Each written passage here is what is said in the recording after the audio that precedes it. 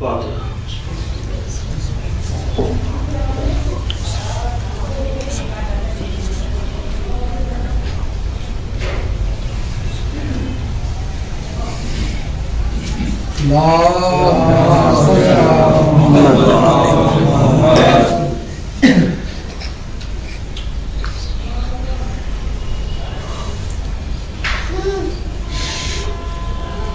ایک مرتبہ سورہ الحمد اور 3 مرتبہ سورہ توحید کی تلاوت فرما کر تمام مومنین مومنات کو ارشاد فرمائیں۔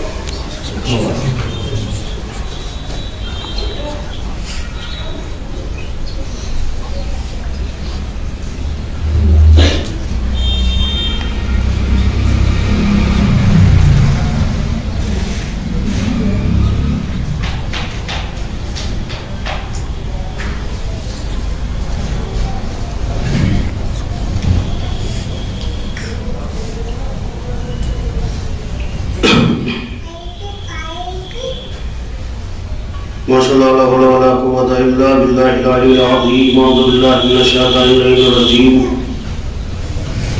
بسم اللہ الرحمن الرحیم۔ الحمد للہ الذی ہدانا لہذا وما كنا لنهتدی لولا ان هدانا اللہ لقد جاءت رسل ربنا بالحق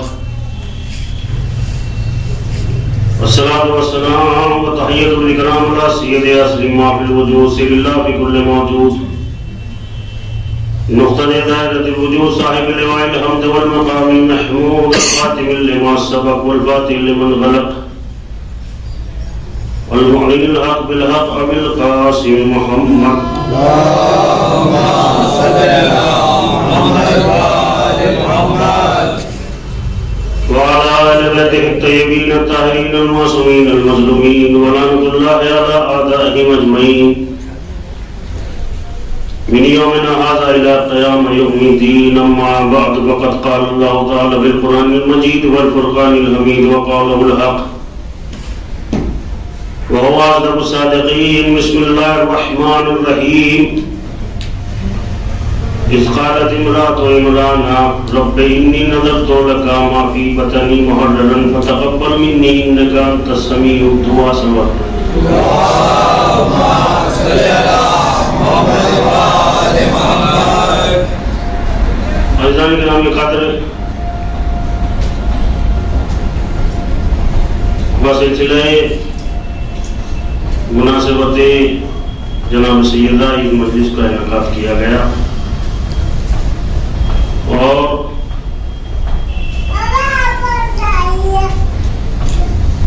یہ بات طے ہے کہ اس سرزمین پر اور اس زمانے میں جو فعل اور جو کام آپ لوگ یا اس دنیا میں جو فعل بھی انجام پا رہا ہے اور جو کام بھی ہو رہا ہے وہ سب کا سب نگاہ حصار حجت میں ہو رہا ہے.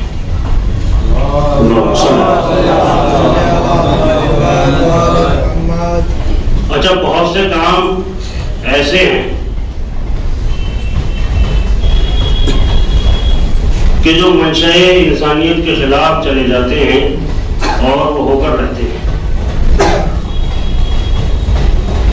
خود امیر المومنین اس بات کو فرما رہے ہیں اور یہ کہہ رہے ہیں کہ میں نے محکم اور مستحکم ارادوں کے ٹوٹنے سے اپنے خالق کو پہچانا کیونکہ وہ ذات ایسی موجود ہے کہ جس کا ارادہ سب کے ارادوں پر غالب آ جاتا ہے, جس کا حکم سب کے حکم پر غالب آ جاتا ہے. اب ظاہر سی بات ہے کہ مجلس جو ہے وہ مولانا کو پڑھنی تھی, مگر جیسا کہ میں نے مثال کے طور پر آپ کے سامنے عرض کیا کہ جو کچھ بھی امر ہو رہا ہے اور حکم ہو رہا ہے یہ ان کی منشا کے باہر نہیں جا سکتا, اس لیے کہ وہی اسباب بناتے ہیں اور وہی چنتے ہیں کہ کس کو کب پڑھنا ہے اور کتنا پڑھنا ہے. ہماری اور آپ کی کوشش یہ ہوتی ہے کہ ہم ان کی بارگاہ میں پہنچ جائیں اور پہنچنے کے بعد اسی طریقے سے نظر آئیں کہ جس نظریے سے وہ ہمیں چاہتے ہیں. تو لہذا آپ سب کا یہاں پر آنا یہ ایسے ہی نہیں ہے، بیکار نہیں ہے، بلکہ آپ حضرات کی حاضری پر خود مہر لگی ہے، اس کے بعد آپ خانے میں تشریف لائیں۔ اور یہ میرے الفاظ نہیں ہیں، یہ علماء بزرگ کے الفاظ ہیں، علماء کرام کے الفاظ ہیں، اس لیے کہ بہت سے لوگ ہیں کہ جنہیں یہ توفیق ہی نہیں ہوتی کہ وہ مصلی تک چلے جائیں یا مجلس تک چلے جائیں۔ اس کا مطلب یہ ہے کہ اگر ارادہ کرنا اور ہے مگر اس کام کو انجام دے دینا اور ہے۔ یہ کس کی طاقت ہے؟ یہ ہمارے اور آپ کے بس کی طاقت نہیں ہے، بلکہ ہر ارادے پر اس کا ارادہ غالب ہے، اور اس کا ارادہ کون ہے؟ یہی مجلس کی بحث ہے، یہ تمام ہو جائے گی۔ جیسا کہ میں نے قرآن مجید کی آیت آپ کے سامنے رکھی ہے، اب چونکہ مجلس کا سلسلہ ہے جناب سیدہ کونین برپا ہو رہی ہے، تو انہی کے فضائل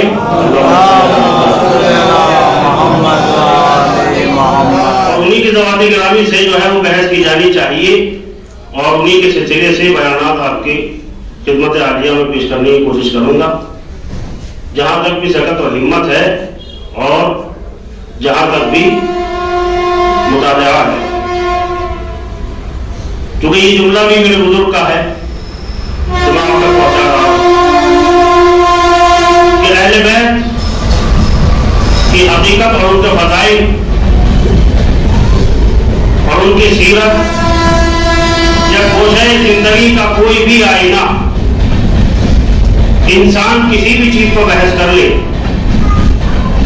وہ اپنے علم کی حد تو بتا سکتا ہے مگر اہل بیت کی فضیلت کو پورا نہیں کر سکتا، اس لیے کہ اس کے لیے ہونا یہ چاہیے کہ یا تو ذاکر بھی اسی عنوان کا ہو جیسا انہیں پیدا کیا گیا ہے، اگر وہی ذکر کرنے پر آ جائے تو حق ادا ہو جائے گا۔ تو ہمیں یہ دیکھنا ہے کہ اگر اس نے جن کا ذکر کیا ہے تو کس عالم سے کیا ہے اور کس نظریے سے کیا ہے، اور اگر ان کا تذکرہ ہوتا ہے تو بات شروع کہاں سے ہوتی ہے، بات ختم کہاں پر ہوتی ہے۔ یہی وجہ ہے کہ مجلس فرش پر ہو رہی تھی، کسی عرش والے نے یہ پوچھ لیا پروردگار یہ کون لوگ ہیں جو چادر کے نیچے مجلس کر رہے ہیں؟ آپ میں حیرت ہے کہ یہاں لفظ مجلس کیوں رکھ دیا گیا؟ اس لیے کہ مجلس کہتے ہی ہیں اس جگہ کو جہاں لوگ جمع ہو جائیں۔ جب یہ پانچ چادر میں جمع ہو گئے تو کسی عرش والے نے پوچھا کہ یہ مجلس کون کر رہا ہے، یہ اس مجلس میں تذکرہ کس کا ہو رہا ہے؟ تو بتانے والا ذاکر وہ تھا کہ جس کے بتانے سے فضیلت اہل بیت کا حق ادا ہو جاتا۔ لہذا دیکھیے کہ اس ذاکر نے ابتدا کہاں سے کی اور انتہا کہاں سے کی۔ اس نے یہ نہیں کہا کہ یہاں محمد ہے، یہاں علی ہے، یہاں حسن ہے، بلکہ اس نے کہا فاطمہ تو ابوہا و بالوہا و بنوہا، یہاں فاطمہ ہیں، ان کے بابا ہیں، ان کے شوہر ہیں، ان کے بچے ہیں۔ اس کا مطلب یہ ہے کہ اگر رسول کا ذکر حق کے ذکر ادا کرنا چاہتے ہو تو فاطمہ کا ذکر کرو، علی کے حق کا ذکر ادا کرنا چاہتے ہو تو بھی فاطمہ کا ذکر کرو، اور حسنین کے حق کے ذکر ادا کرنا چاہتے ہو تو بھی فاطمہ کا تذکرہ کرو۔ یہ سلام پڑھے تو محمد والے محمد،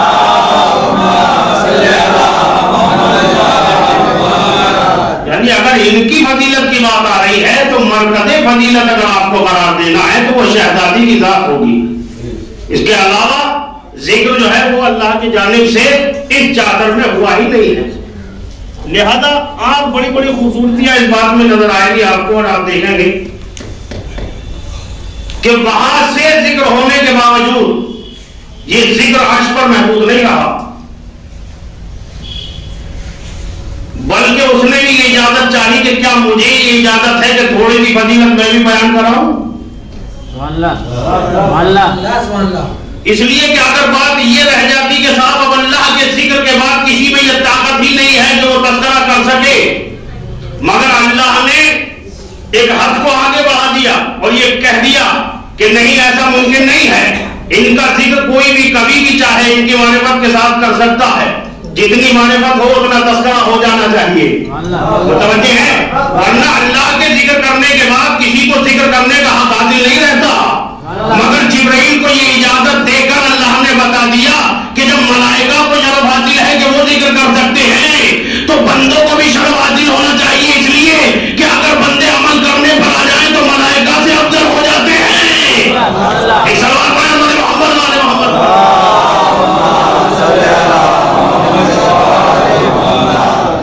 دیکھ رہے ہیں, آپ یہ کہیں گے کہ وہ امری مخلوق ہے, مگر ایسا ممکن ہی نہیں ہے. لیکن بات زیادہ دور نہ چلی جائے, یہ تو بعد میں تو بات نکل گئی تھی, اس لیے میں نے عرض کر دیا تھا. اللہ کا ارادہ کیا ہے یہ خود اس حدیث میں موجود ہے, اور حدیث کے ساتھ پوری جو ہے اس بات پر ہوئی ہے. مگر ایک ارادہ دیکھیے آپ صاحب, کہ قرآن یہ کہہ رہا ہے کہ ایک ماں نے نظر مانی, ایک بیوی نے نظر مانی کہ پروردگار رب اتنی نظر تو لگا, معافی بتنی محرن فتقبل منی انکا انت السمیع الدعاء. معافی بتنی, جو کچھ بھی میرے شکم میں ہے میں اسے تیرے بیر کی نظر کروں گی. فتقبل منی, تو اس نظر کو میری قبول فرما. انکا انت السمیع الدعاء, بے شک تو دعاؤں کا سننے والا ہے. یعنی زوجہ عمران نے اس بات کی نظر مانی اور امید قائم کی بڑھائی, امید قائم کی رکھی کہ دینے والا مجھے بیٹا دے گا تو میں نظر کروں گی. دینے والا اگر بیٹا دے گا تو نظر ہوگی. یعنی نظر تو مان چکی تھی, امید تھی کہ پیدا ہونے والا بچہ ہی ہو, بیٹا ہی ہو. مگر عجیب بات ہے کہ اس کا ارادہ ہر ارادے پر غالب آ جاتا ہے. جب بہن ولادت ہوئی تو بیٹی کی جگہ بیٹی پیدا ہو گئی. جب پیدا ہو گئی بیٹی تو یہ گھبرا گئی کہ پروردگار یہ تو لڑکی ہے. قرآن نے پھر کہا کہ یہ لڑکی ضرور ہے, یہ عورت ضرور ہے, مگر اس زمانے میں اس کے مقابل کا کوئی مرد موجود نہیں ہے. اللہ اکبر, متوجہ ہیں؟ لہذا اس کے مقابلے میں قد ذکروا کالانثی, اس زمانے میں کوئی مرد ہی موجود نہیں ہے جو مریم کا مقابلہ کر لے, جو مریم کے برابر آ جائے. اس لیے کہ اللہ نیتوں کو پڑھ لیتا ہے, نیتوں کو دیکھ لیتا ہے. اس لیے کہ اگر نیت اچھی ہو اور خدا تک پہنچ رہی ہے تو اللہ اسے بے مثل بنا دیتا ہے. پھر اس کی مثال زمانے میں موجود نہیں ہو سکتی. تو ایک تو مقام یہ ہے صاحب کہ جناب مریم کی ولادت ہوئی, مگر ماں کو معلوم نہ تھا کہ پیدا ہونے والی بیٹی ہے یا بیٹا. اسی لیے تو کہا کہ یہ تو لڑکی ہے, ورنہ یہ جملے زبان پر نہ آتے. تو جو شرف ماں میں ہے وہ بیٹی میں پہنچے گا, جو فضیلت ماں میں ہے وہ بیٹی میں پہنچے گی. یہ الگ بات ہے کہ بیٹی کو قرآن نے چنا اور اعلان بھی کر دیا, یا مریم ان اللہ اصطفاک, اے مریم اللہ نے تمہیں اصطفیٰ بنا دیا. وطاہرہ کے واصطفاک علی نساء العالمین, کہ تم جیسی عورت کوئی اس زمانے میں موجود نہیں ہے, تمہیں پاک و پاکیزہ رکھا ہے, پاک و پاکیزہ بنایا ہے. مگر پھر بھی وہ کمال جو چلا آ رہا تھا, وہ بات جو پہلے سے موجود تھی وہ بات مٹ نہ سکی. اس لیے کہ ماں کو جتنا علم تھا اس سے آگے تو مریم بڑھی, مگر پورا علم ماں کے ہاتھ میں جو نہیں تھا وہ علم کی کمی بھی مریم میں موجود تھی. جہاں تک ماں موجود ہے وہیں تک بیٹی کی فضیلت آگے بڑھی, مگر یہ تو دائرہ عصمت تھا جس نے فضیلت کو آگے بڑھا رکھا تھا, اور علم میں اللہ نے آگے بڑھا دیا, مگر مکمل علم مریم کو عطا نہیں کیا. متوجہ ہیں؟ مکمل علم مریم کو عطا نہیں کیا. کیوں نہیں کیا؟ اس لیے کہ اگر مکمل علم جناب مریم کو عطا ہو جاتا تو جناب مریم یہ سوال نہ کرتی آنے والے سے کہ جب فرشتے کو اپنے سامنے دیکھا تو آپ نے کہا کہ میں تجھ سے اللہ کی پناہ چاہتی ہوں.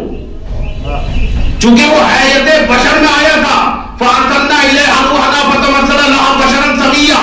قرآن مجید نے بھی جھوم کے کہا کہ ہم نے بشر کی صورت میں اسے بھیجا تھا. لہذا مریم جو ہے گھبرانے لگی اور یہ کہنے لگی کہ میں تجھ سے اللہ کی پناہ چاہتی ہوں. اس نے کہا گھبرانے کی ضرورت نہیں ہے, اس لیے کہ ایک حد عصمت تھا جس نے جبرائیل کو ایک مقام پر ٹھہرا دیا تھا, اور یہ بھی خیال تھا کہ اگر عصمت کو عصمت اگر گھبرا گئی اور ڈر گئی تو پھر ڈر کے اولا نہ ہو جائے. اس لیے کہ مجھے اپنی حد میں رہتے ہوئے کام کرنا ہے اور بیوی کو خوفزدہ بھی نہیں کرنا ہے. اس لیے کہا بیوی گھبرانے کی ضرورت نہیں ہے. انما انا رسول ربک والحابل غلاما زکیہ, میں تمہارے رب کی طرف سے پیغمبر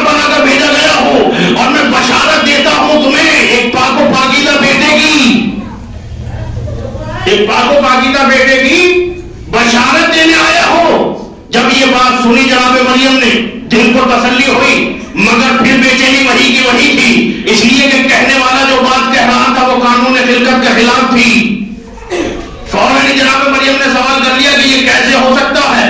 بھائی موضوع میرا ذہن میں رہنا چاہیے، کڑی سے کڑی ملاتے ہوئے چلتے رہنا اور فضیلت اہل بیت کی تسبیح میرے ساتھ پڑھتے رہنا تاکہ عبادت کا مزہ لطف اور برابر آتا رہے۔ جناب مریم نے جب اعتراض کیا تو اس بات پر اعتراض کیا کہ پہلے گھبرا رہی تھی کہ یہ آنے والا کون ہے، مگر جب اس نے اپنی معرفت کرا دی، جب یہ پوچھا کہ میں تجھ سے اللہ سے پڑھنا چاہتی ہوں، جبھی تو جناب جبرائیل نے بیان کیا اور جبھی یہ قرآن بنا انما انا رسول ربک ولا لک غلام زکیہ کہ میں تمہارے رب کی طرف سے پیغمبر بنا کر بھیجا گیا ہوں، تو اگر پہلے ہی مرحلے میں پہچان لیا جاتا تو اسے تعلق کی ضرورت ہی نہیں تھی۔ اس کا مطلب یہ ہے کہ یہ بی بی بتول ہے مگر کل علم کی مالک نہیں ہے۔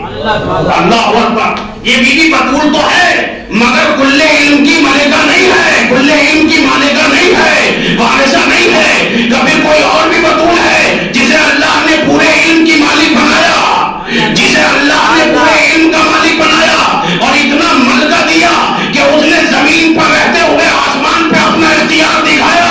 یہی وجہ ہے کہ کبھی جبرائیل سے نہیں پوچھا آتے ہوئے کہ تو کہاں سے آ رہا ہے، ہم نے یہی دیکھا کہ کبھی تسبیح پڑھ رہا ہے تو کبھی جھولا جھولا رہا ہے۔ یہ سلام کرے محمد والے محمد، اللہم صلی علی محمد والے محمد۔ یعنی جناب زہرا کی فضیلت اور ہے دونوں ہی مقبول ہیں، دونوں معصومہ۔ اچھا دونوں میں زمین اور آسمان کا فرق یہ اللہ نے قدرت میں رکھا، تقابل نہیں ہے تاکہ فضیلت کو آپ کے حد تک اپنے علم کی بنیاد پر تھوڑا سا پہنچا سکوں، مگر بے چینی اور بیقراری وہیں پر رکی ہوئی ہے۔ اور کیسے رکی ہوئی ہے صاحب؟ اس لیے کہ اب جب پہچان ہوگی شناخت ہوگی مگر آنے والا ایسا پیغام لے کر آیا ہے کہ جو گلے سے اترنے کے لیے تیار نہیں ہے۔ غلام زکیہ میں تمہیں پاک و پاکیزہ بیٹے کی بشارت دیتا ہوں۔ تو جناب مریم نے کہا کیفا یکونی لم یمسنی بشر ولم اکو بغیا، کیفا یہ کیسے ممکن ہے، کیسے ہو سکتا ہے؟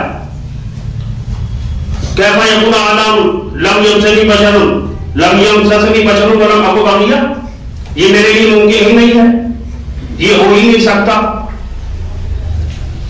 اس لیے کہ میں شوہر نہیں رکھتی اور نہ ہی میں کردار ہوں، تو یہ کیسے ممکن ہے؟ تو جب اعتراض تھا قانون خلقت پر جناب مریم کا، یہ نہیں کہا کہ یہ ہو نہیں سکتا، مگر جس عنوان سے تو بشارت دینے آیا ہے یہ میرے لیے ممکن نہیں ہے۔ مگر جیسے ہی یہ بات جبرائیل نے سنی تو فوراً ہی کہا کہ مریم تم اس کے ارادے کو نہیں جانتی، انکا کانا امرا مقضیا، یہ خلقت کی بات نہیں ہو رہی ہے، یہ عمل کی بات ہو رہی ہے، اور اس کا ارادہ اور اس کا عمل جو ہے وہ ہر ارادے اور ہر عمل پر غالب ہے۔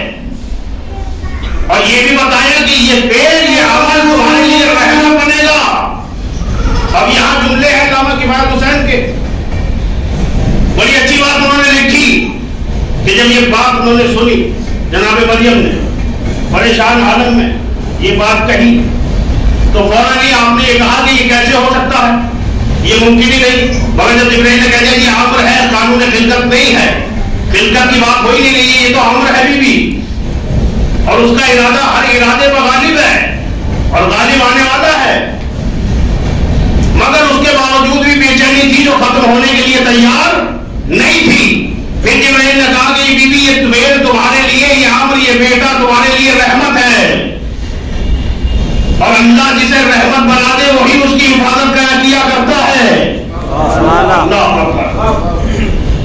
جبکہ وہ یہ بات لکھتے ہیں کہ یہ مرحلہ جو ہے بہت آگے کا مرحلہ تھا، مگر انہی باتوں میں اگر فضیلت اہل بیت کو درک کرنا ہے تو آپ پہچان سکتے ہیں، دیکھ سکتے ہیں کہ قرآن نے کیا لفظ استعمال کیے ہیں اور قرآن کس دعوت فکر کی طرف لے جانا چاہتا ہے۔ جب جبرائیل آئے تو آنے کے بعد بیوی پہچان نہ سکی، اس لیے کہ حیات بشری میں جبرائیل آئے تھے، بشر کی صورت میں جبرائیل آئے تھے. فارسلنا الیہا روحنا فتمثل لہا بشرا سویا. قرآن نے بشر لفظ کو استعمال کیا ہے تاکہ زمانے کی سمجھ میں یہ بات آنی چاہیے کہ جو امری مخلوق ہے، جو نوری مخلوق ہے، فرشتہ، اگر اللہ کا ارادہ ہو تو وہ لباس بشر پہن کر اتر سکتا ہے. تو قرآن کے پڑھنے والوں نے جبرائیل کا انسان کی صورت میں آنا تو گوارا کیا، مگر اہل بیت کا انسان کی صورت میں آنا، محمد مصطفیٰ کا صورت بشر میں آنا گوارا نہ ہو سکا. محمد والے محمد محمد. جب آپ نے فرمایا ہمیں تمہیں جیسا بشر ہوں، مگر فرق اور امتیاز یہ ہے کہ اس نے مجھے نور سے بنایا ہے اور مجھ پر وحی بھی کی ہے، مجھے مرکز وحی بھی بنایا. اب دیکھیے دونوں باتیں آپ کے سامنے موجود ہیں اور دونوں باتوں کو میں آپ کے سامنے رکھ رہا ہوں کہ آخر محبت اہل بیت کہاں سے کہاں تک لے جا سکتی ہے اور اس کا ارادہ کیا ہے. اس کا ارادہ ہی یہ ہے کہ انسان کو در فاطمہ تک آ جانا چاہیے، یہ ارادہ ہے. اب جب بات کہی ہے تو دلیل بھی آپ کے سامنے پیش ہو. جتنے بھی انسان اس زمین کو موجود ہیں ان سب کے سب پر یہ قرار دیا گیا کہ آپ تلاش کرو ڈھونڈو اس مرکز کو کہ جہاں پہنچنا ہے. اس لیے کہ پہلے یہ دیکھو بات شروع کہاں سے ہو. اب یہاں جملے ہیں اللہ احمد مستنبط کی، انہوں نے ایک روایت رقم کی ہے کہ اللہ نے سب سے پہلے جس رشتے کو قائم کیا نہ وہ بھائی کا رشتہ تھا، نہ وہ بیٹے کا رشتہ تھا، نہ وہ باپ کا رشتہ تھا، نہ وہ بہن کا رشتہ تھا. اللہ نے سب سے پہلے کس رشتے کو بنایا؟ یہ سوال ہے.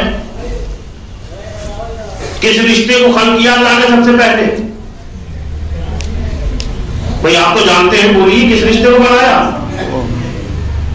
اللہ نے سب سے پہلے جناب آدم کو خلق کیا یا نہیں کیا؟ ان کی بچی ہوئی تینت سے جناب حوا کو پیدا کیا. تو سب سے پہلا رشتہ جو ہے وہ کس کا ہوا؟ زوجیت کا رشتہ قرار پایا نہیں پایا؟ شوہر اور بیوی کا رشتہ، اور رشتہ بھی آسمانی. یہ رشتہ اب عجیب بات لکھتے ہو، بڑے مفکر عالم گزرے ہیں، چھوٹا موٹا نام نہیں. وہ یہ کہتے ہیں کہ جب اللہ نے جناب حوا کو جناب آدم کی زوجیت میں دیا تو جناب آدم سے یہ فرمایا کہ آدم یہ بتاؤ کہ جناب حوا کا مہر کیا دو گے؟ کیا دو گے؟ پالنے والے تو نے خلق کیا ہے، تو نے پیدا کیا ہے اور تو ہی جانتا ہے اور تو بہتر جاننے والا. یہ کیا قرار ہوگا؟ بھائی بغیر مہر کے نکاح نہیں ہو سکتا، مہر کیا قرار دو گے؟ آواز قدرت آئی کہ آدم تم 10 مرتبہ محمد اور آل محمد پر درود پڑھو.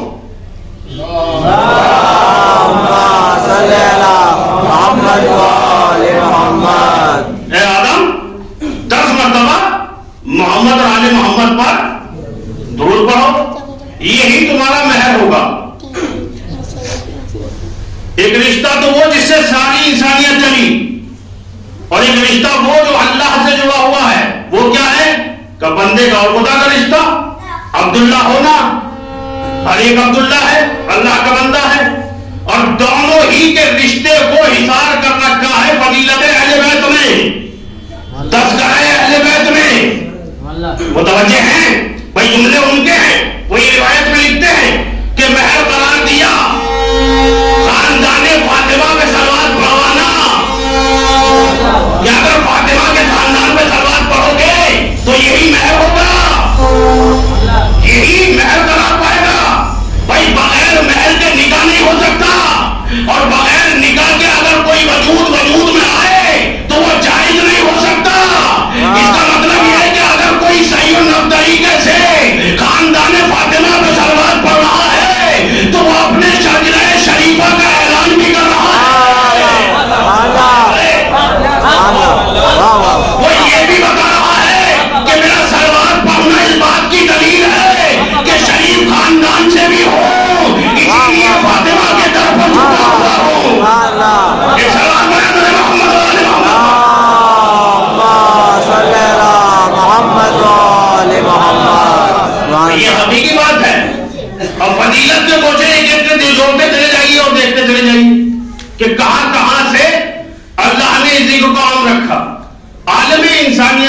ابتدا میں ہی ان کو قرار دے دیا. اچھا قرار دیا کہ صاحب اس لیے کہ یہی تو ذریعہ ہے اس تک پہنچنے کے. پورا مکمل وجود اگر کوئی ذات سمجھائے گی تو وہ یہی ذات سمجھائے گی, اس کے علاوہ سمجھا نہیں سکتا. بھائی دیکھیے زیادہ وقت تو میں بھی آپ کا لے لوں گا, چونکہ ہاتھ میں گھڑی بھی میرے نہیں ہے اور گھنٹہ بھی مجھے نظر نہیں آ رہا ہے, تو لہذا تھوڑا بہت ادھر ادھر بھی ہو سکتا ہے. ایک سوال پڑے محمد محمد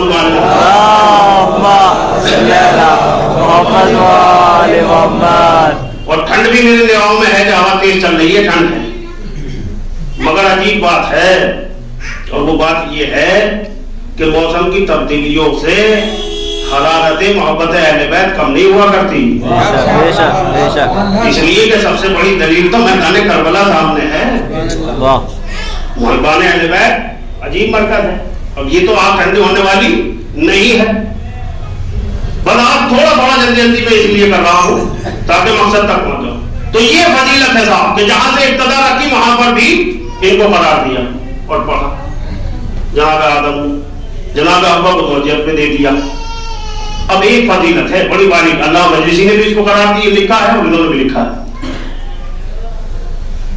جس کی فضیلت کے تحت اور جس کے تذکرے کے تحت جناب آدم کی زوجیت میں آئی تھی جناب ابا, ایک روز پانی میں چہرہ دیکھنے کے بعد یہ غرور کر بیٹھی کہ اللہ نے مجھ سے اچھا اور خوبصورت کسی کو پیدا ہی نہیں کیا ہے. یہ ہلکا سا خیال دل میں آیا کہ میرا مقابلہ تو حوران جنت بھی نہیں کر رہی ہے, اس لیے کہ آدم کی زوجہ تھی نا, نبی کی زوجہ تھی, خلیفۃ اللہ کی زوجہ تھی, ابتدائے خلقت کے باعث تھی. اللہ نے حسین بنایا تھا, مگر جیسے ہی چہرے کو دیکھنے کے بعد دل میں یہ خیال آیا, فوراً ہی حکم الہی آ گیا, جبرائیل اب انہیں حق سے معرفت کرا دو, اب انہیں پہنچاؤ اسی مقام پر تاکہ یہ پہچان لے کہ جو دل میں ان کے فکریں اٹھ رہی ہیں وہ غلط ہیں. لہذا مقام پر ایک مقام پر جبرائیل نے اشارہ کیا, ایک مقام پر بی بی پہنچی اور پہنچنے کے بعد ایک حسین منظر دیکھا کہ ایک خاتون کا نور ہے جو سامنے نظر آ رہا ہے اور اسی نور سے پورا آسمان منور ہو رہا ہے. عرش الہی سے لے کر فرش تک اسی بیوی کے نور کا جلوہ ہے, تمام کائنات کے ذرات اسی نور میں نظر آ رہے ہیں. ایسا نور کسی میں نہیں دیکھا. حجاب ہٹے تو فوراً ہی بیوی نے سوال کیا یہ کون بیوی ہے, یہ کون خاتون ہے؟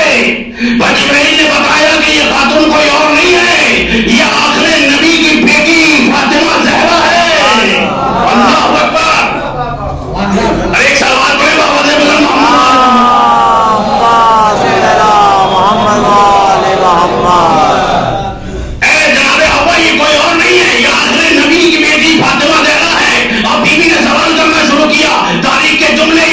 کہ سر پر تاج سجا ہوا ہے, گلے میں گلوبند بندھا ہوا ہے, کانوں میں گوشوارے ڈلے ہوئے ہیں. بیوی نے پوچھنا شروع کیا یہ سر پہ تاج کون ہے؟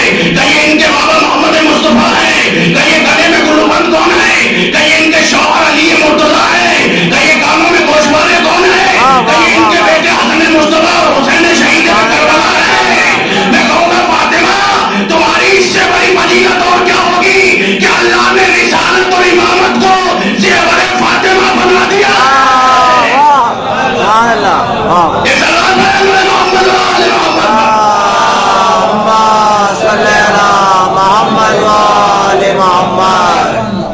رسالت بھی زیور ہے فاطمہ کا اور امامت بھی زیور ہے. اسی لیے مرکز قرار دیا ہے شہزادی کی ذات کو اور بیان کیا ہے اور بتایا ہے کہ تم انہیں پہچانو. لہذا فوراً ہی اپنی فکر پر نادمہ ہوئی بیوی, کہا یہ وہ خاتون ہے کہ جس کا مقابلہ کوئی عورت نہیں کر سکتی, کوئی بیوی نہیں کر سکتی. تنو تنہا ہے روایت اور مجھے یاد ہے اسی ذہن میں, باقی اسی ارادے کو آپ ذہن میں رکھیے تاکہ لطف آ سکے. یعنی اس کا ارادہ ہر ارادے پر غالب ہے. اب غالب کیسے تھا؟ اب یہ بات 14 ستارے میں موجود ہے. عموماً ہر آدمی پڑھ ہی لیتا ہے اسے کہ کسی نے اعتراض کیا اور اعتراض کرنے کے بعد میں یہ کہا کہ یہ کیسے ممکن ہے صاحب، یہ تو ہماری بات سمجھ میں نہیں آتی۔ جناب رسالت مآب کا اور جناب فاطمہ زہرا کا جو ایک تسلسل ہے، اس پر ایک خاتون نے جو ہے وہ سوال اٹھے اور یہ کہا گیا یہ بات سمجھ میں نہیں آتی۔ اب یہ تو حقیقت ہے، حقیقی پہلو ہے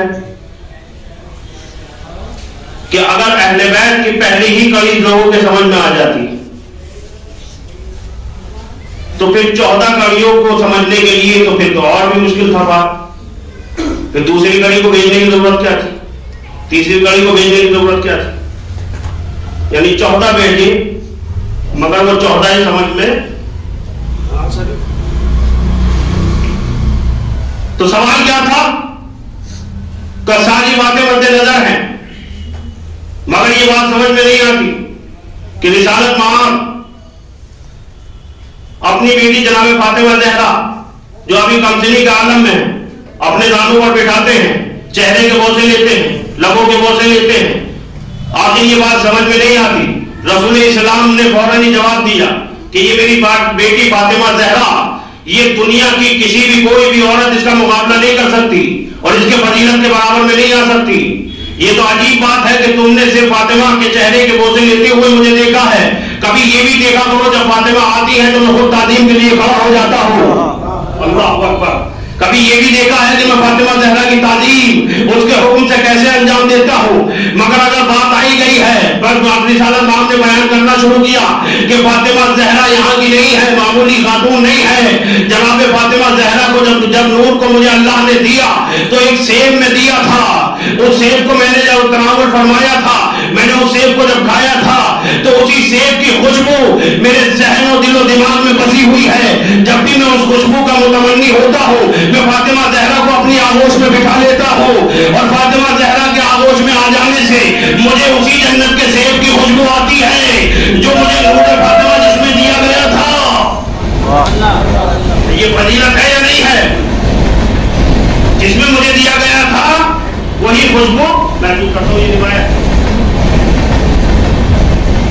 یہ ارادہ ہے اللہ کا کہ ان کے برابری کوئی نہیں کر سکتا، ان کے فضیلت کے مقابلے پر کوئی نہیں آ سکتا۔ اس روایت کو یہی رکھیے تاکہ جب وقت آخر آئے تو اس کڑی کو ملاتے ہوئے آپ کا ذہن فضیلت مکملہ کی طرف پہنچ جائے۔ ایک طرف یہ ہے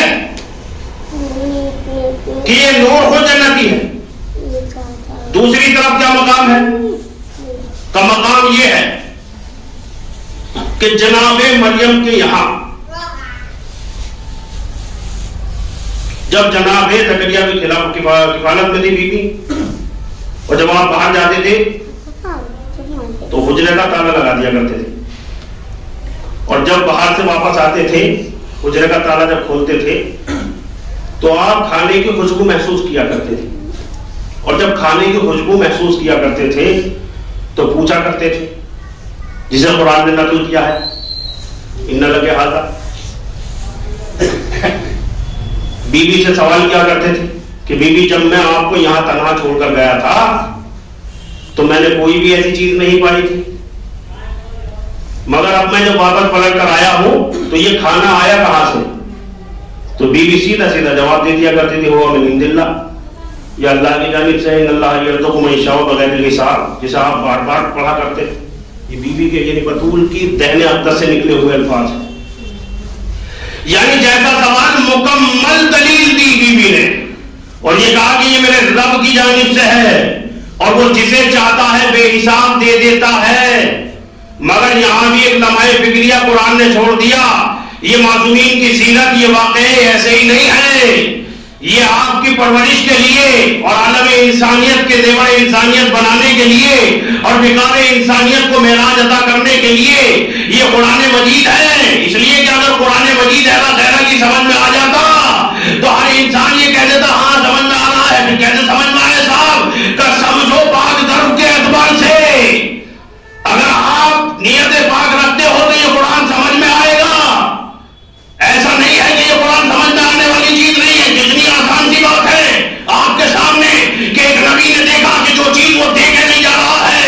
چیز جب وہ پا رہا ہے تو سوال کر رہا ہے کہ یہ بتاؤ یہ آیا کہاں سے؟ بیوی بھی مکمل جواب دے رہی ہے یہ اللہ کی جانب سے آیا ہے، اور وہ جسے چاہتا ہے بے حساب دے دیتا ہے۔ یہ دنیا کے ہر بیٹی کے باپ کو چیلنج ہے قرآن کا کہ اگر بیٹی کے ہاتھوں میں کوئی ایسی چیز دیکھو جو تم نے نہیں دلوائی ہے تو سوال کرو یہ کہاں سے آئی؟ اگر کوئی کپڑا تم نے نہیں دیا تو کہاں سے آیا؟ کوئی چپل تم نے نہیں دلوائی تو کہاں سے آیا؟ کوئی چیز تم نے نہیں دلوائی تو کہاں سے آئی؟ تاکہ قرآن زمانے کو بتا دے اگر صحیح جواب دے دے تو یقیناً سیرت فاطمہ پر چل رہی ہے، سیرت بطول پر عمل کر رہی ہے، اور اگر دلیل نہ مل پائے تو سمجھنا کیا لقمہ حلال بھی دیا جا رہا ہے، یا تو تمہارے کمانے میں کمی ہے یا پھر ماں کی تربیت میں کمی ہے۔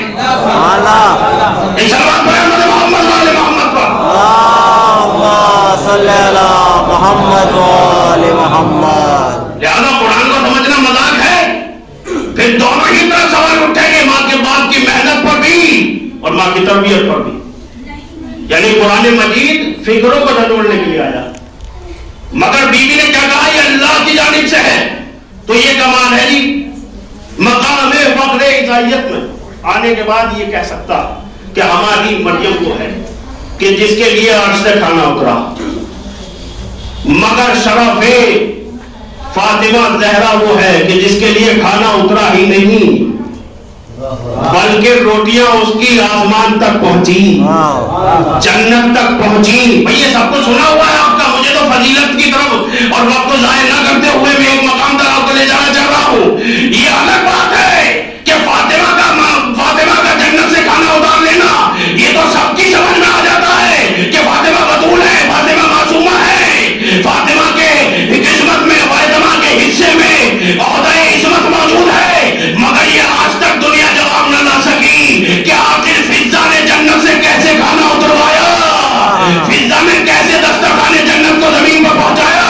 بہر کسی مثال آگے کرتا چلا جاؤں کہ اگر میں نہیں جانتا کہ دربار حسینی کہاں پر ہے، مجلس کہاں برپا ہو رہی ہے، تو یا تو میں کسی ایسے سے پوچھوں جو جانتا ہو، یا پھر میں اس کے ساتھ ہو جاؤں جو وہی جا رہا ہو۔ تو فضا کا دسترخوان بنوانا فضا کا ذاتی کمال نہیں تھا، فضا نے دیکھا تھا کہ فاطمہ نے کیسے بلایا ہے۔ سلام ہے محمد وآل محمد پر۔ اللہم صلی علی محمد وآل محمد۔ یہ ذاتی کمال جناب فضا نہیں ہے، یہ فاطمہ زہرا کی کنیزی کا شرف ہے جو جناب فضا کو ملا ہے۔ اور یہ اس مقام پر ہے کہ جو بیوی خود قرآن سے باتیں کر رہی ہو وہ فضا کو بھی قرآن کی زبان سکھا رہی ہے، فضا بھی قرآن سے باتیں کر رہی ہے۔ اور ایک عجیب جملہ ہے تاریخ عالم انسانیت کا، کوئی جملہ میرا نہیں ہے مگر میرے بھائی کا جملہ ہے اس لیے پڑھ دیتا ہوں، اور عجیب جملہ، حساس جملہ ہے کہ یہاں سے اہل بیت کی فضیلت کو آپ جو ہے وہ پہچانیں اور دیکھیں کہ اہل بیت اپنے مقام کو خود بلند کرنے یا اپنے آپ کو منوانے کے لیے نہیں آئے تھے کہ صاحب ہمیں مانو یا ہم آ گئے ہیں ہماری فضیلت کا اقرار کرو۔ یہ تو اللہ نے چاہا کہ ان کی فضیلت کا اقرار ہو، انہیں مانے بغیر اس کی توحید کا چارہ ہی نہیں تھا۔ آزمائش تو یہی تھی، اللہ کو تو سب مان رہے تھے مگر یہ تو پتا چلے کہ اللہ کے لیے منوانا چاہ رہا تھا۔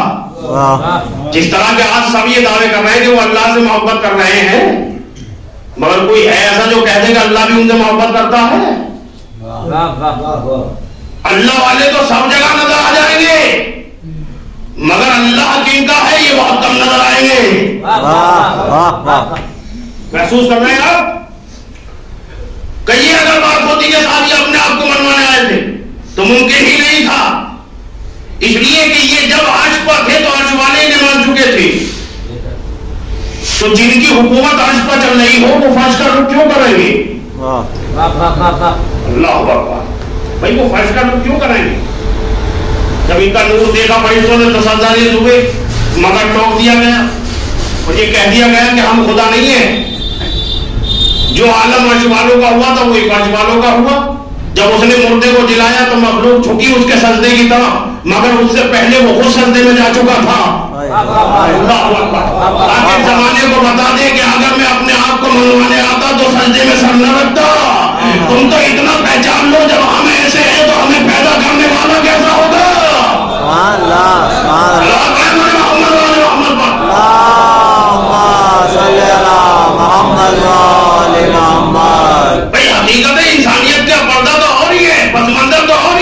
پھر کیا بات تھی کہ دنیا کے سب سے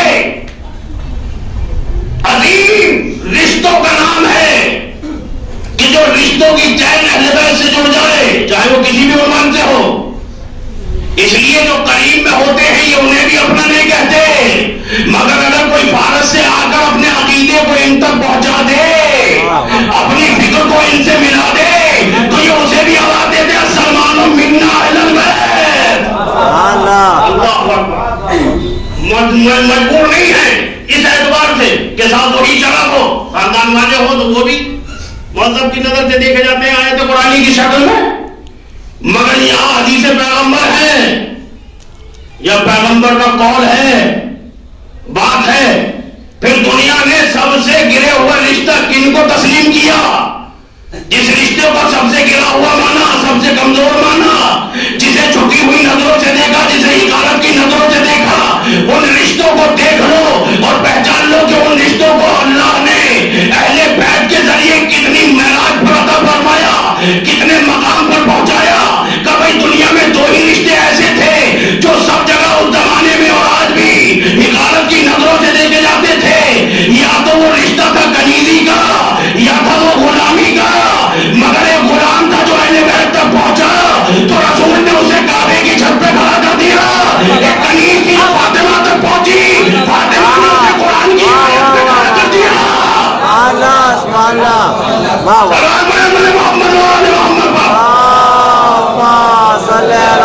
محمد محمد تاکہ زمانہ پہچان لے کہ جہاں لوگوں کی نگاہیں نہیں جاتی وہاں غلام کے قدم اوپر جا چکے ہیں. اور جہاں ہزار دولت خرچ کر کر بھی انسان اپنے آپ میں یہ فضیلت حاصل نہیں کر سکتا، وہاں فاطمہ کی کنیز ہے جو پورے سورے میں شامل ہو چکی ہے، جو اس فضیلت کی حقدار بن چکی ہے. اس لیے کہ جو عمل اہل بیت کا تھا وہی عمل جناب فضہ کا تھا. روٹیاں اگر ادھر سے انہوں نے بھی دی تو روٹیاں جناب زہرا نے بھی دی. اگر وقت تھوڑا بہت موجود ہے تو ایک بابا نے بولو چلو اپنے بابا نے اللہم صلی اللہ محمد وآل محمد. بس آخری بات ہے اور رحمت تمام کر رہا ہوں. مگر چونکہ یہ فضیلت ہے بیوی کی اور شہزادی کی فضیلت ہے، اس لیے میں چاہوں گا کہ بیداری سے آپ سنیں اس بات. بھائی ایک اہل بیت کا درد اور پھر اس کے ذیل میں نہ جانے کتنے درد جو تاریخ نے لکھے. یہ عجیب بات ہے کہ اس در کے علاوہ اللہ کو کوئی در پسند نہیں تھا. یہی وجہ تھی کہ علی کے در کے دروازے کو کھلوایا اور سارے در کے دروازوں کو جو ہے وہ بند کروا دی. سارے گھر کے دروازے بند، علی کے دروازہ کھلا ہوا ہے. لوگ پہنچ گئے رسالت مانگتے، یا نبی اللہ یہ کیا ہوا کہ میرے اس عدالت پر شک کر رہے ہو؟ تو سارے ہاتھ جوڑ کے کھڑے ہو گئے. اس لیے کہ اگر صداقت رسالت پر شک کیا کہ یہ کام رسول کا ہے ذاتی طور پر اور ان کی صداقت پہ شک ہوا تو نہ پھر یہ کلمے کے رہیں گے نہ پھر اسلام کے رہیں گے.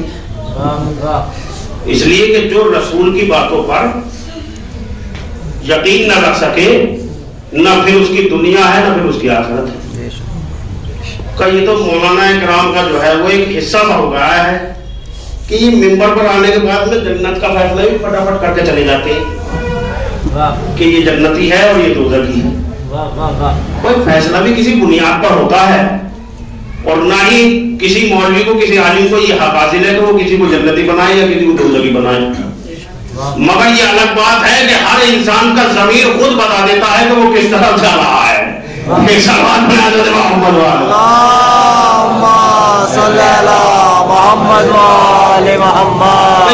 سچی بات ہے اور بالکل یہ آخری بات ہے. اب تمام کر رہا ہوں فضیلت اہل بیت پر.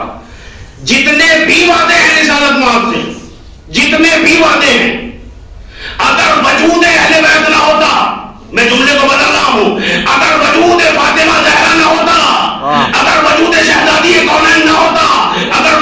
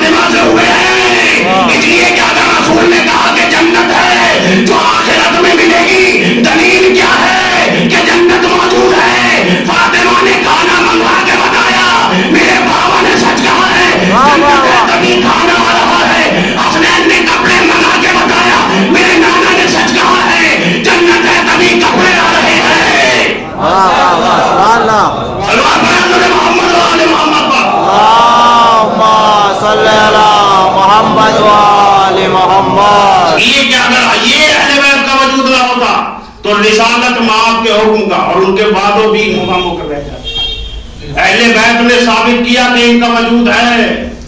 اگر وجود نہ ہوتا تو یہ سارے اعمال جو کہ ایک مبہم بروتے کے تحت کیے جا رہے ہیں. تو اس کا مطلب یہ ہے کہ دلیل لسان رسالت معاف ہے خاندان فاطمہ، وجود فاطمہ. فاطمہ کے بغیر نہ یہاں کے فیصلے کبھی ہوئے نہ وہاں کے فیصلے ہوں گے.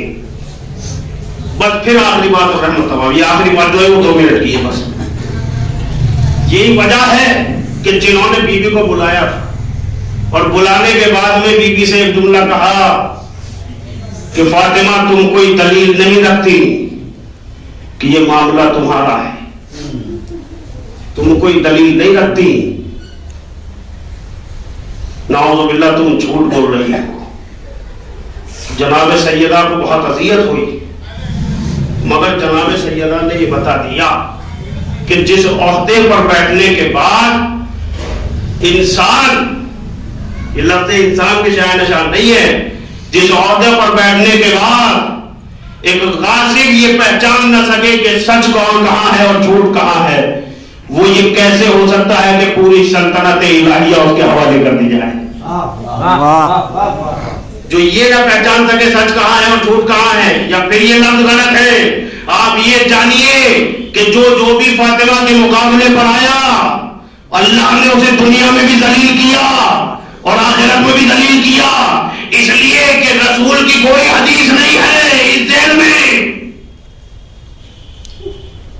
جو لوگ جعلی حدیثوں کو لیے پھرتے ہیں اور کہتے ہیں کہ صاحب یہ بہت بڑے سچے تھے، مگر جناب فاطمہ زہرا اس مقام پر ہیں کہ اگر دیکھا جائے تو بابا سچے، ایک طرف دیکھا جائے تو شوہر سے بڑا سچا کسی کا شوہر نہیں، فاطمہ کے بچوں سے بڑے سچے کسی کے بچے نہیں ہیں. اور فاطمہ کی شان میں خود رسالت معاف کہہ رہے ہیں بی بی یہاں کا فیصلہ بھی تمہارے ذریعے، وہاں کا فیصلہ بھی تمہارے ذریعے. اور پھر جناب سلمان کو متوجہ کر کے رسالت معاف نے فرمایا سلمان فاطمہ سے محبت کرنا، اس لیے کہ فاطمہ کی محبت اس مقام پر فائدہ پہنچائے گی جہاں انسان سوچ نہیں سکتا، گمان بھی نہیں کر سکتا. اس کی پہلی منزل ہے قیام اور آخری منزل ہے پورے صراط سے گزر جانا.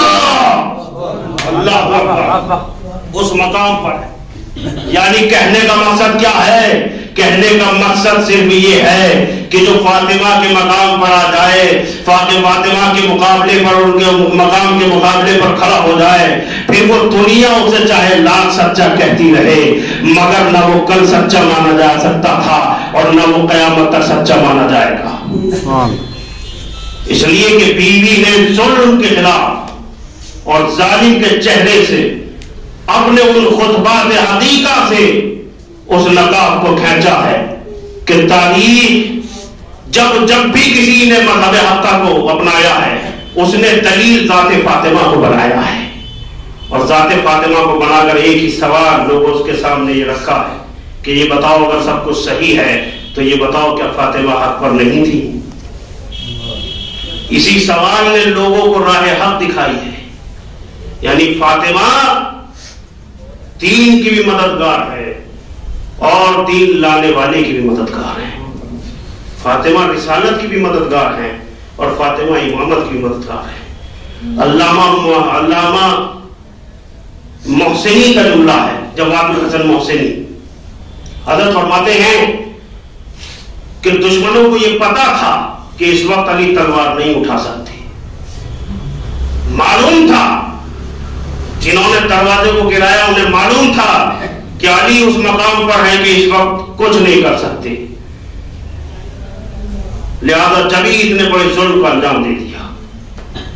اور یہ وجہ ہے کہ جب علی کو قید کر کے لے جایا جا رہا تھا تو علی جناب فاطمہ زہرا سے یہی کہہ رہے تھے بی بی آپ رسول کی بیٹی ہیں، آپ کو تو معلوم ہے نا، آپ کو تو معلوم ہے نا کہ یہ سانحہ یہ گزر جانا اور یہ ظلم کا آپ کے اوپر ہو جانا یہ کن کن لوگوں کو راہ حق کی طرف لے کر آئے گا، لہذا بددعا نہ کیجیے گا. تاریخ کے جملے یہ ہیں کہ کسی نے سوال کیا کہ آخر وہ کائنات کا سب سے بڑا مظلوم کون ہے؟ معصوم کے سامنے جب یہ سوال ہوا تو تاریخ کے جملے یہ ہیں کہ کسی نے کہا کہ وہ تیسرے امام ہیں جو سب سے بڑے مظلوم ہیں، مگر معصوم نے یہ فرمایا میں مجھے افسر نہیں۔ حضرت یہ فرماتے ہیں نہیں، ہمارے جج امیر المومنین کو اول المظلوم بھی کہا گیا، سب سے بڑے مظلوم اگر کوئی ہے تو وہ علی ہے۔ اور اس غم کو اجاگر کس نے کیا ہے؟ چند جملے پڑھوں گا، رحمت تمام کر رہا ہوں۔ تاریخ کے جملے یہ ہیں کہ وہ علی کہ جو علم لدنی کا مالک ہو، جو سلونی کا دعوے دار ہو، وہ علی جو دنیا کو بانٹنے آیا ہو، وہ علی جو دنیا کو دینے آیا ہو، اس کا کنووں کے اندر چاہ کے اندر منہ ڈال ڈال کر رونا اور سوال کرنا اور یہ کہنا کہ آج زمانہ علی سے ایسے پھر گیا ہے کہ علی سے کوئی بات کرنے والا موجود نہیں ہے۔ جب شہزادی نے پوچھا یا علی آپ کی آنکھیں لال ہیں، آپ کا چہرہ اداس ہے، اور میں نے یہ بھی سنا ہے کہ مدینے والوں نے آپ کو سلام کرنا چھوڑ دیا ہے، تو علی نے رو کر ایک جملہ کہا، حد تو یہ ہو گئی ہے بنت رسول کہ اب علی سلام کرتا ہے لوگ جواب نہیں دیتے۔ یہ مظلومیت ہے۔ علی اول المظلوم ہے، علی سے بڑا مظلوم کوئی نہیں ہے۔ بھائی ایک روایت پڑھوں گا، رحمت تمام کر رہا ہوں، مجھے یہ نہیں کہنا کہ آپ کو کیسے کریا کرنا چاہیے، فضائل آپ نے بہت اچھے سنے اور آپ کے فضائل ادا کیا، مگر مصائب کا طریقہ یہ ہے کہ یہ مجلس اسی بی بی کی ہے جو خود رومال لے کر آتی ہے۔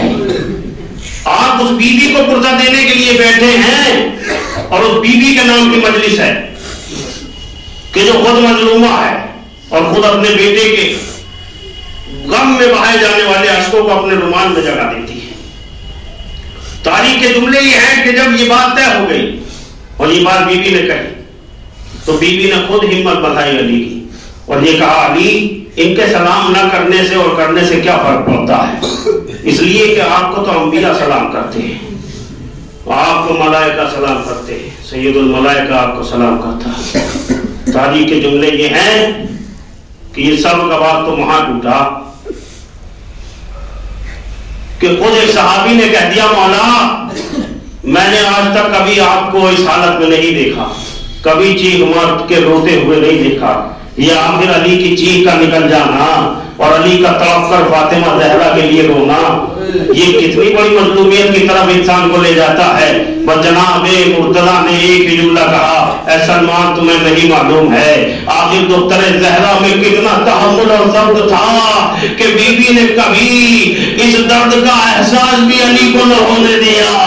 آخر فاطمہ زہرا اس درد کے عالم میں کس طرح زندگی گزار رہی تھی، وہ مناظر آپ کے سامنے موجود ہیں۔ میں تو اشارہ کرتے ہوئے اپنی منزل کی طرف جانا چاہتا ہوں، بس ایک روایت اور آپ کی رحمت تمام کر رہا ہوں، مگر اتنا یاد رکھنا کہ حق کے مصائب فاطمہ اور اہل بیت یہ ہے کہ آپ کی آوازیں بلند ہونی چاہیے، اس لیے کہ یہ ارمان جعفر صادق ہے، یہ ارمان جناب فاطمہ زہرا ہے کہ مصائب اہل بیت میں اپنی آوازوں کو بلند کریں اور حق کی کریا کو ادا کریں۔ امام کے گھر میں آپ تشریف رکھتے ہیں، وہ خاتون بھی جو اس مجلس میں تشریف فرما ہے ذرا لمحے بھر کے لیے سوچیں اور یہ دیکھیں کہ ایک ہی وقت میں فاطمہ زہرا دو ذمہ داریاں نبھا رہی تھی، اس درد کے عالم میں بچوں کو بھی پروان چڑھانا اور علی مرتضیٰ کا بھی خیال رکھنا، زمانے کی بغاوت سے بھی ٹکرانا۔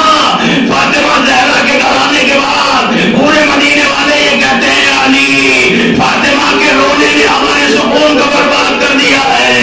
ارے فاطمہ سے کہیے یا تو دن میں رویا کرے یا رات میں رویا کرے، بی بی کی چیخ نکل گئی، علی کیا میرے رونے پر بھی میرا اختیار نہیں رہا؟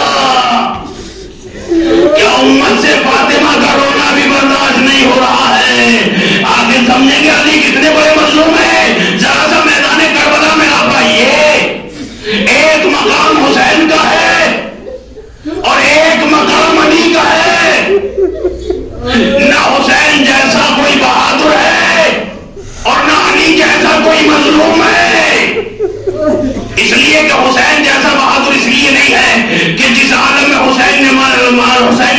کی ہے, اس عالم میں علی نے بھی جنگ نہیں کی ہے. اس لیے کہ جب حسین جنگ کر رہے تھے, حسین جب جنگ کر رہے تھے تو پیچھے سے زینب کے رونے کی آواز آ رہی تھی, خیموں سے بچوں کے دس کی آوازیں اٹھ رہی تھی, خیموں سے بیویوں کے وائے حسینہ کی آوازیں آ رہی تھی. 3 دن کے بھوک اور پیاس میں حسین جنگ کر رہے تھے, جو علی نے کبھی ایسی جنگ نہیں کی. اس لیے ایک جنگ حسین کی, مگر وہ مظلومیت جو علی نے جھیلی ہے, جو علی پر آئی ہے, وہ حسین پر بھی نہیں آئی ہے.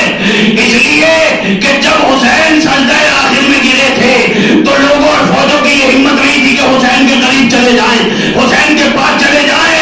لہذا ہمارے ساتھ نے یہ اعلان کیا کہ حسین اس دنیا میں نہیں رہے, لہذا خیموں میں آگ لگا دو, بیویوں کی چادروں کو لوٹ لو. اتنا کہنا تھا کہ حسین اپنی پوری طاقت کے ساتھ اپنی کونیوں پر کھڑے ہو گئے اور ایک جملہ کہا, حسین کبھی زندہ ہے, حسین کی موجودگی میں کوئی بھی خیام حسینی کی طرف نہ جائے.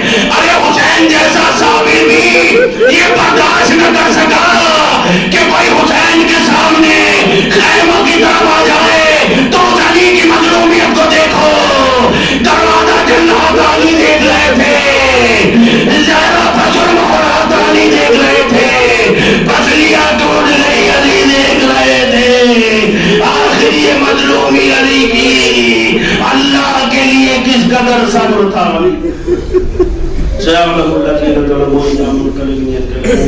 ربنا تقبل منا انك انت السميع العليم.